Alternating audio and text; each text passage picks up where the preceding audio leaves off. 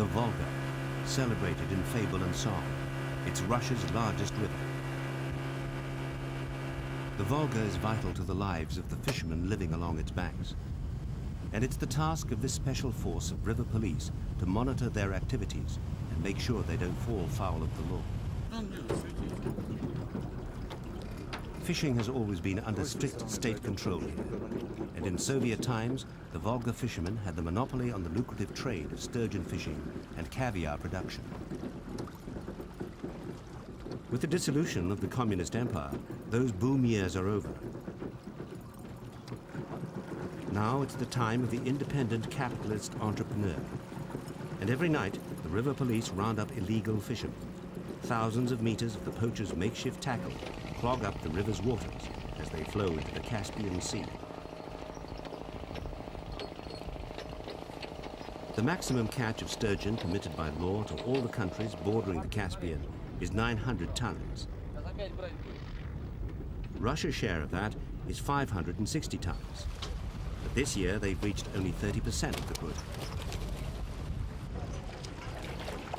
Sturgeon 10 to 15 years of age might yield about 8 kilograms of caviar.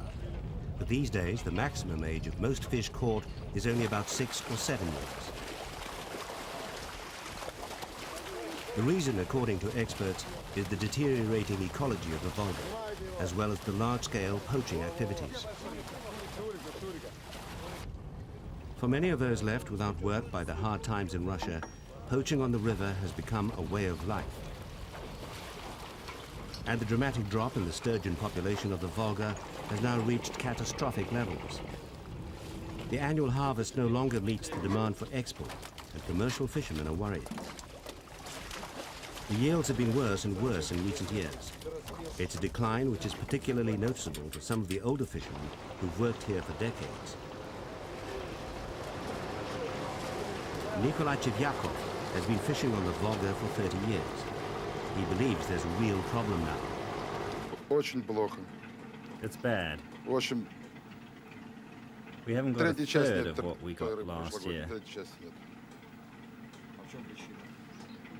Видать, кончается рыба. Soon, there won't be any Да, fish at all. совсем. What has happened? The Caspian Sea got divided up into parts. Что происходит? Каспий поделили, One стал part Каспий Dagestan rules, Дагестан one командует, part Kalmykia Калмыкия rules. командует. Where else can the Откуда fish же и come быть? from? Everyone pulls Все fish отсюда out of the берем, river, с but речки, no а в one речку puts ничего them не back in. пополняем же. The caviar trade first took off in the 19th century when Russian merchants sent consignments to Paris. Within 30 years, the exotic sturgeon roe became Russia's primary export to Europe. 85% of the 350 tons of the precious substance supplied to the world came from the then Soviet Union. These days, Russia contributes barely 20%. The former home of caviar is losing its place in the world market to countries like Iran, now the leading supplier of black caviar. As the sturgeon population decreases, fishermen say pollution is a factor. Загрязнение Волги, загрязнение Каспийского моря. The pollution of the Volga and the Caspian Sea has had a great effect. Если раньше, допустим, рыба, которой нужно Earlier we would see 10-15 fish that лет, are 10 чтобы она to набрала 15 years икру, old. еще что-то, ну, половозрела стала. А сейчас она за 5-3 That's how года long it takes a fish успевает to grow набрать and икры, develop приходится caviar. и вылавливается уже маленькая Now we see мальки. fish that are only 3 to 5 years Из-за old. этого тоже They're идет. Она small, просто пытается very small. самосохраниться и все. These days, Iran provides almost 70% of the high-quality roe to the world market. Because of the critically low catches in Russia these days, the fish processing plants here have been forced to cut back on staff. Profits from state-processed caviar have fallen to 1/5 of last year's levels. The caviar produced by poachers is inferior in quality to the officially processed variety.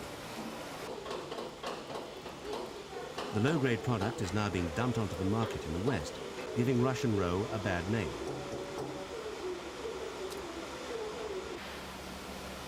The Russian government recognizes the value of caviar as a natural resource.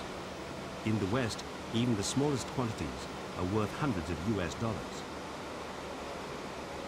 While the officially processed black caviar earns income of about $30 to $40 million a year, it's estimated that up to $500 million annually is lost to poaching. Now the government is bringing in serious firepower, with the Coast Guard reinforcing river police. These forces patrol the labyrinth of tributaries feeding into the Volga Delta. They're a favorite hiding place for illegal fishermen. If caught, poachers can expect heavy fines, or in the worst cases, a jail sentence. But in the current climate of economic hardship, there are hundreds of men prepared to risk their freedom in order to be able to feed their families. But the poachers' methods are often wasteful and barbaric.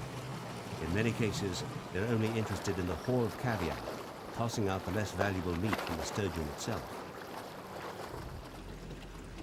One result of the high profits from illegal caviar production is that the poachers are improving their operations. Unlicensed fishermen are liable for little more than a warning unless they're apprehended with their catch. When chased, they can throw their catch overboard and simply plead innocent.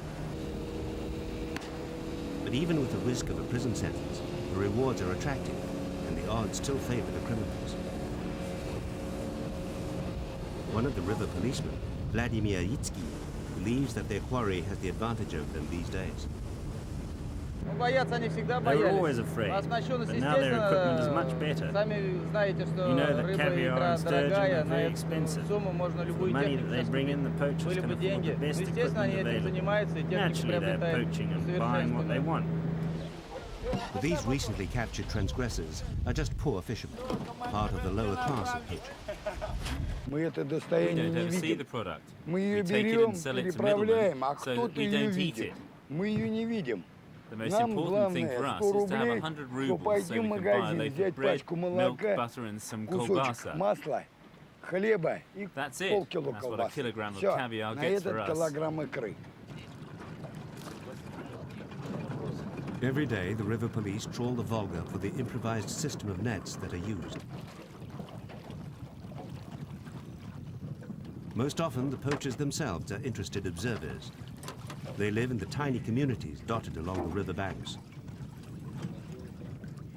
As for the fish caught in the lines, they will not live long, so the police can't just release them.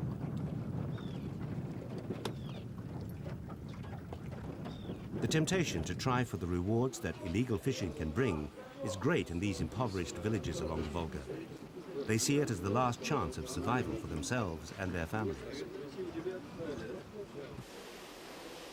According to some specialists, sturgeon bred in the artificial conditions of the hatcheries lack the survival instincts of their cousins raised in the wild.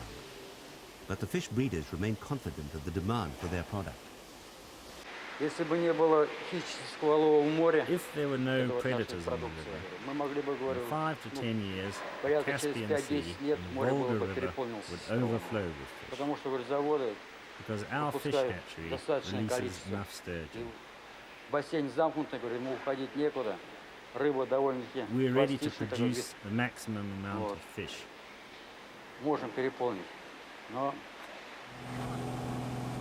If the river police would control the rampant poaching, then perhaps the fish hatcheries might attempt to restock the sturgeon population. But the natural balance of the Volga River will be disturbed until man and nature can live in